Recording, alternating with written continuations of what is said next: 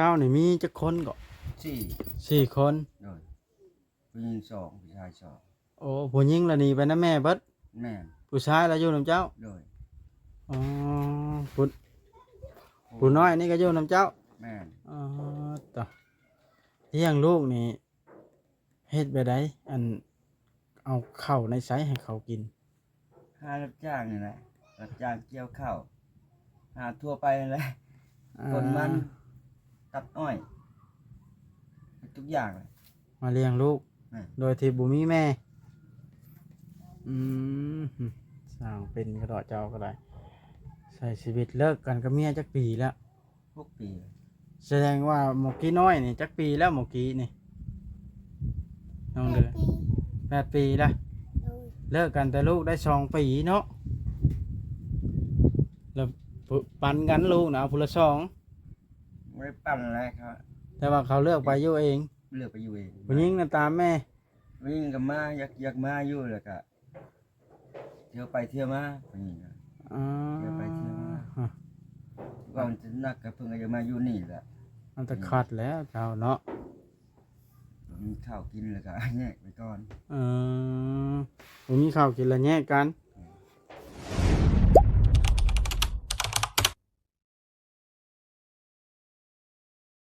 โดยพี่น้องโดยเปิดภาพขึ้นมานี่ก็ได้วันที่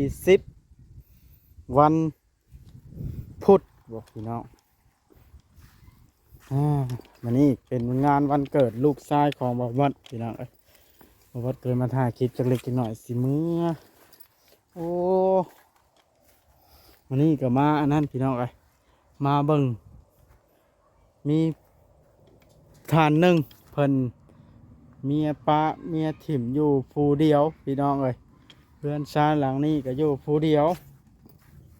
โอ้ขนาดเพิ่นอยู่ผู้เดียวจักปลูกพักแป้นได้นี่โอ้เราดูได้นี่อยู่ผู้เดียวโดยบ่มีลูกมีเมียพี่น้องเพื่อนหลังนี่พวกหมึกนาวเต็มเดินเฮือนเราได้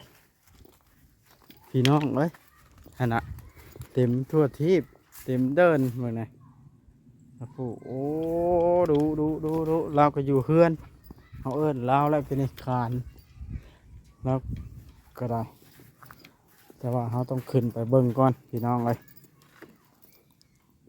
เด็กเกิบเราก็ได้อยู่ผู้เดียวได้นี่ถามเรื่องเล่าก่อนพี่น้องได้ยินชาวบ้านชาวเมืองนั่นแหละเว้าตัวนั่นเด้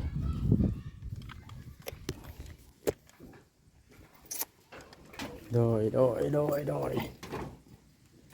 นี่เด้เรือนชาเราก็โอ้อยู่ผู้เดียวมีเขาตู้เย็นยังใช้เย็นดีเชี่ยแล้วนี่ใช้ได้อยู่ตัวนี้ได้โดยใช้บุมีผ่าใช้ได้อยู่ของบุมีผ่าผ่าเพตัวนี้น่ะตายแล้วตัวนี้เชี่ยแล้วผิวมันขาดนี่นะสบายดีกันสบายดีอยู่จังไดอันนี้อยู่นี่แหละอยู่เจ้า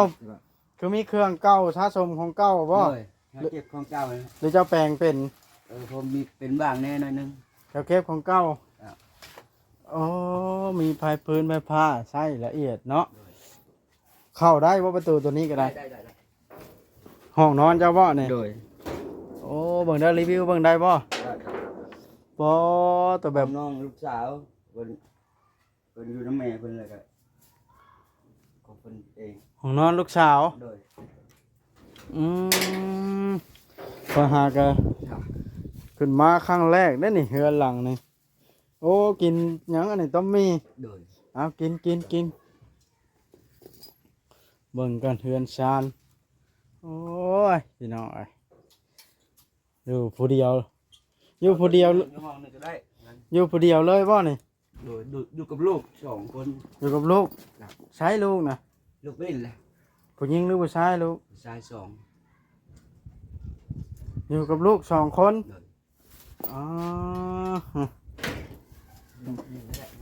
เบิ่งไข่เอานังมาดูนไว้อันนี้ปล่อยฮ้อนได้ถอยนั่งลงไปจะถามเรื่องราวสักก่อนก่อนจะได้ยินคนเว้าเนาะ จ้าบ่กินมีอิ่มก่อนบ่หรือสัมภาษณ์แล้วจังกินบ่ ได้เลย ให้มันเย็นพอดีเนาะ จ้าพอดี นิดหน่อยหนึงเอาก่อนอื่นถามก่อนชื่อเสียงว่าจังไดอ้ายนี่ชื่อของอ้ายนี่ชื่อแนวใด ซื้อบุตรดี อ้ายบุตรดี โดย อ้ายบุตรดีเจ้าอายุจักปีแล้ว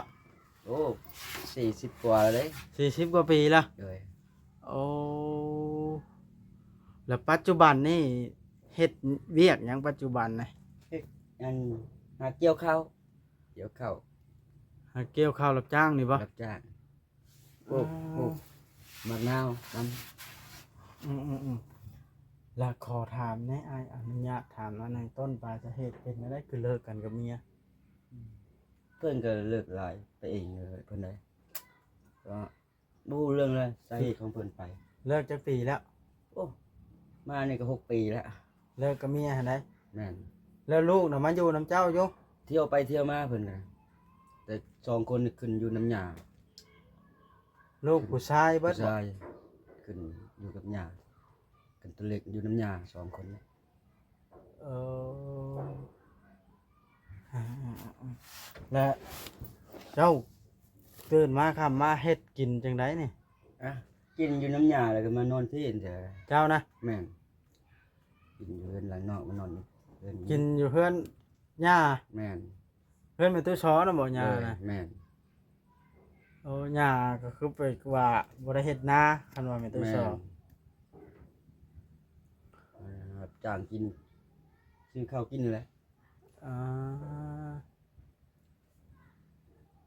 นี่ โอ้ลูกชายเจ้าน้อยๆชื่อว่าน้องดาวนะบ่ โดย แล้วน้องหยังแน่ น้องเดือน น้องเดือนกับน้องดาวน้อยๆนะ หน่อย ก็คิดออกแล้วเคยฮู้อยู่ซะน้องเดือนน้องดาวเจ้าเลี้ยงนะ แม่น เอาตัวใช้ชีวิตไปเนาะเงินค้ำกำแก้วนี่เอาในใช้แต่ละมื้อ ห้าเกี่ยวข้าวรับจ้างนี่แหละ หาเกี่ยวข้าวรับจ้าง เป็นโทรทัศน์ห้างตู้เย็นห้างมันจะจงไว้ยังคือบ่ขายให้เวียดนะ ไอ้มันได้เป็นข่ายอยู่นะมีหยังแผนมันก็ตายมาเลย เขามาเลาะซื้อก็ขายแล้วแหละจงไว้มันหกเฮือนได้เพียงมันแปลงบ่ได้ล่ะ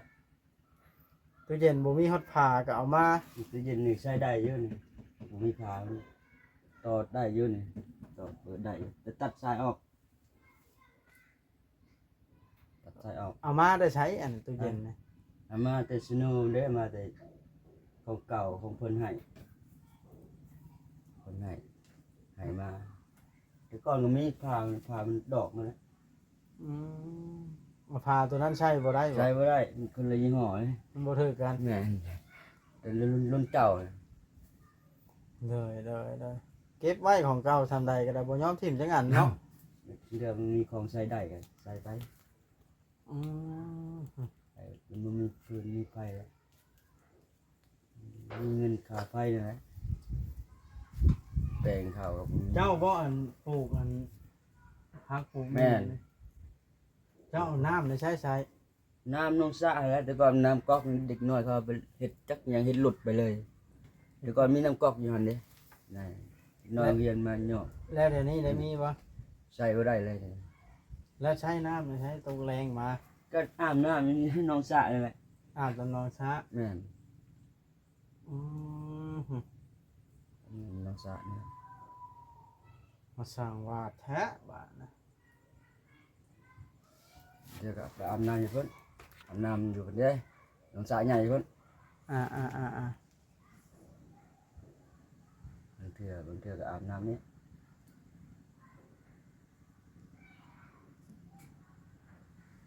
จากแนวเนาะ โดย จำเป็นได้อยู่แบบนี้โอ้ตัวตื่นมาก็บ่ได้เห็นงานหยัง แม่นไปเกี่ยวข้าวนี่ก็หยุดมื้อนี้ ท่านคนเจ้าไปเกี่ยวข้าวก็ไป ไป นาท่าเจ้าดิ นาก็บ่มีเด้ บ่ได้เฮ็ดนา บ่ได้เฮ็ดนา เอ ซื้อข้าวกินนี่แหละข้าวโลข้าวกระป๋องตลาดนี่แหละ อ่า เดี๋ยวกินมีไปเร็วไป กินมี แม่น เกี่ยวข้าวรับจ้างได้เงินมาซื้อมีต้ม จ้ะ อืม เจ้าก็ไปมาๆเนาะ ไปมาเพิ่นก็ได้ชีวิตนี่นะสู้ รู้จักแนวเฮ็ดแล้วเด้เลี้ยงลูกน้อย2คนโดยที่บ่มีเมียน่ะเนาะ แม่น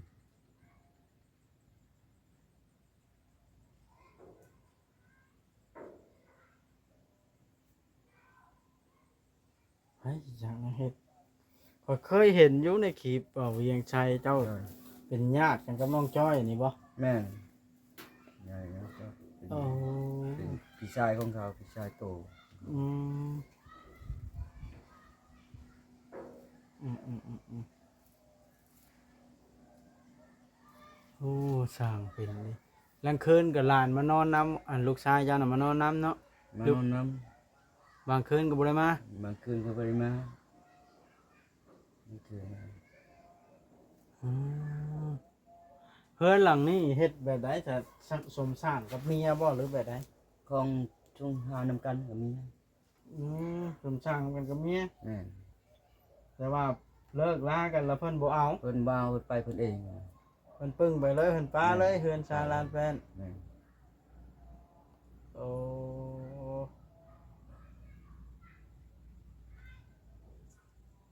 หมดเวลาเลิกเพิ่นจะไปแล้วไปเนาะ แม่ก็บ่ได้หาหยังเนาะก็เพิ่นก็ไปเพิ่นเองเพิ่นก็บ่อยากสร้างนะบ่อยากสร้างมัน เลิก6 ปีแล้วเลิกกันนะ 6 ปี แสดงว่าเลิกกันตั้งแต่ลูกเจ้าเกิดคนนั้นนี่ลูกเจ้าคือว่า6-7 ปีนึงผู้น้อยนะค่อยเห็นนะ ได้น้อยมันได้น้อยผู้หญิงอ่ะ อ่า ผู้หญิงอันน้อยเลยแต่นั่งสัญญานมยังมันโตนี่นะโต มันเท่านี้แหละโตมัน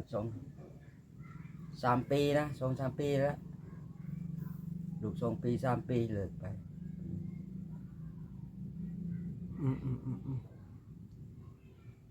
ก็ถือว่าสู่ชนเนาะ ก่อนนะ เจ้าชีวิตเจ้าตอนนี้นะถามตรงๆขาดเคินหยังที่สุด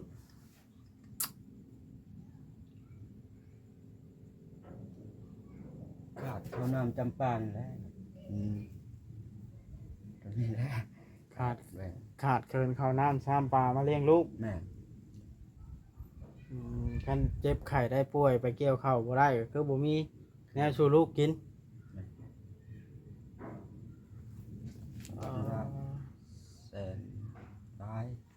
ฮะ มาซื้อข้าวมันนอนเราไปเกี่ยวข้าวเลยสองมื้อ อ่า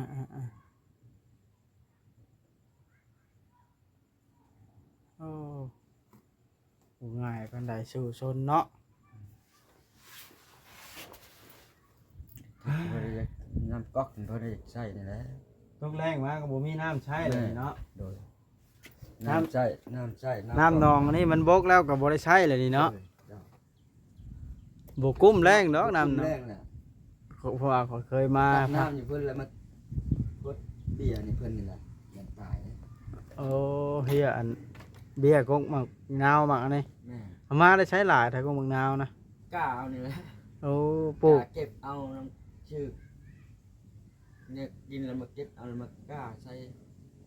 พอกเอาเอง อ่า อยู่ข้างในมีแต่เบียร์มา โดย มาเงาะจะคิดเป็นมากหรือเปล่ายังไงเป็นไง ปลูกมักเงาะเนาะ นี่ โอ้โถอันตรายเนาะ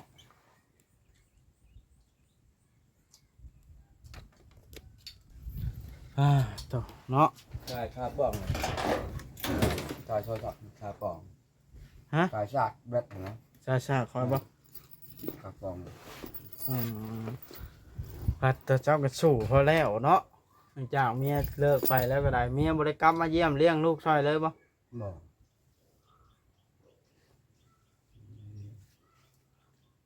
เรียนกับยา เจ้าเอิ้นย่าบ่แม่ตุซอนะ แม่นเพิ่นเป็นเอ้ยแม่ ฮะ อยู่น้ำเอ้ยแม่เลย อยู่น้ำเอื้อยแม่ เอ้ย งตัวเองน้อยเพิ่น โดยอยู่เลี้ยงลูกเอ้ากินแล้วได้มีนะ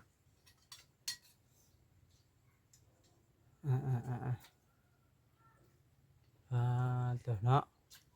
ข่อยก็บ่ได้สร้างแวะเวียนมาเยี่ยมเบิ่งจักเทื่อเคยได้ยินข่าวอยู่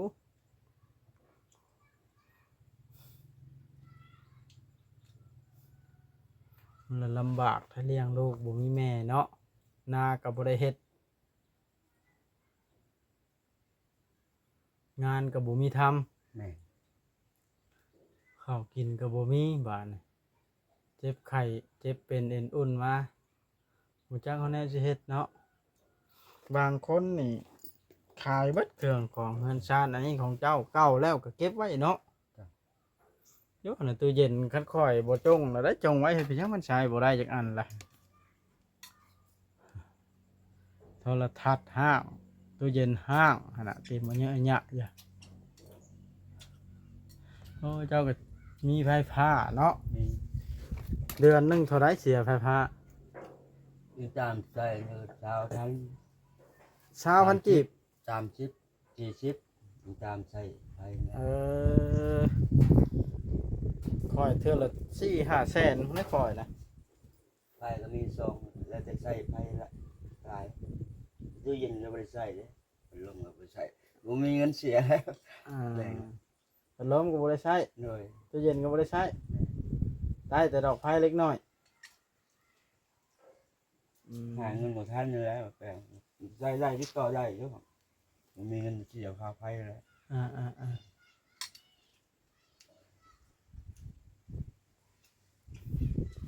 ข้อยก็ได้ยินอันนั้นเว้าก็สิแวะมาเบิ่งลุงหมอเลยแวะเวียนมาเยี่ยมเบิ่งซั่นดอก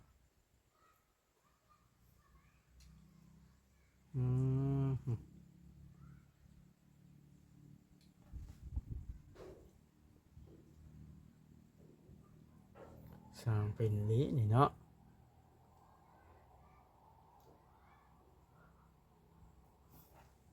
บุกแรงเดือน4เดือน5ก็บุกแล้ว น้ำบ่มันยังสิตั้งลีลอนอยู่นี่ โอ้เก็บของเวียดนามติ่มเก็บมา ของเวียดทิมแล้วเก็บมา เป็นติ่มเก็บมานี่ เทื่อมันใช้ได้บ่ แม่ใส่อะไรกระเป๋าไว้นี่ แต่ ผ ข ส อง มกับนี่ผสมกับเห็ดปุ๋ยหมักเลยปุ๋ยหมักใส่ ของเวียด ต้น เท็ด ต้น กิ ไม้ นเท็ดอยู่มาแล้วเก็บมา นี่เห็ดมันเห็ดไม้ปุ๋ยหมักใส่นี่เด้ใส่ต้นไม้นี่ นั่น เพิ่งเป็นหลีนี่เนาะเขาก็บ่ได้สร้างไว้มาเบิ่งจักเทื่อ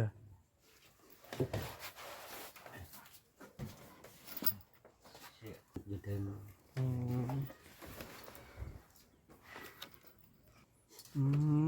นี่บ่ลูกชายนะ แม่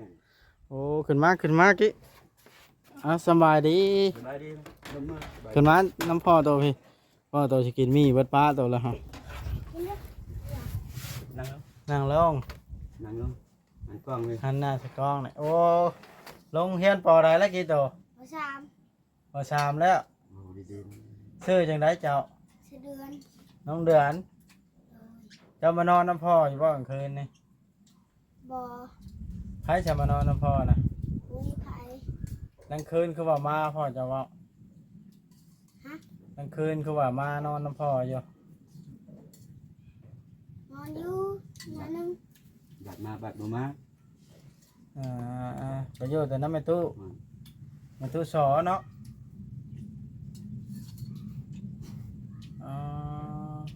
เรียนป .3 แล้วใช้อายนะจ๊ะ ไปรับจ้างเรียกเขา เอาอายไปรับจ้างเกี่ยวข้าวเป็นไดคือว่าน้อยๆนั่นก็คือไปกับไผ ไปกับหมู ไม่ตู้สอไปบ่ บออยู่เรือน อ๋อ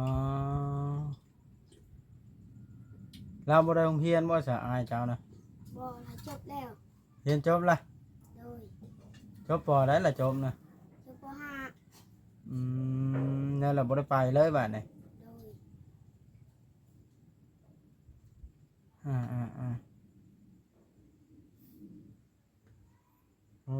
ก็ดีแล้วเจ้าได้เข้าโรงเรียนใกล้เนาะติดโรงเรียนเลยเฮือนเจ้าเนาะนั่นเด้น้องเฮือนละติดโรงเรียนนี่ดิโรงเรียนละนี่ติดโรงเรียนเลยสำบายอีกอย่างน้องไกลคือสิบ่ได้เข้าหรอกเนาะชื่อว่าน้องเดือน โดย แล้วหายเนาะเป็นได้แม่เจ้าน่ะบ่ได้มาเยี่ยมเจ้าบ่ บ่ แล้วบ่ได้มาเยี่ยมแม่บ่ เมื่อ เมื่ออยู่ โดย แต่ว่าแม่น่ะบ่มา โดย แต่ละมื้อเจ้าได้เงินลงโรงเรียนจักพันแต่ละมื้อ 2,000 2,000 โดย ไผเป็นผู้เอาให้ 2,000 ย่า ย่า โดย เอ่ออ่าสมควรอยู่เนาะน้องเดือนเนาะ โดย 2,000เจ้าชื่อกินหยัง 2,000แต่ละมื้อนะ ขนม กินขนมเบิ่งขอยสิให้อีก 2,000นี่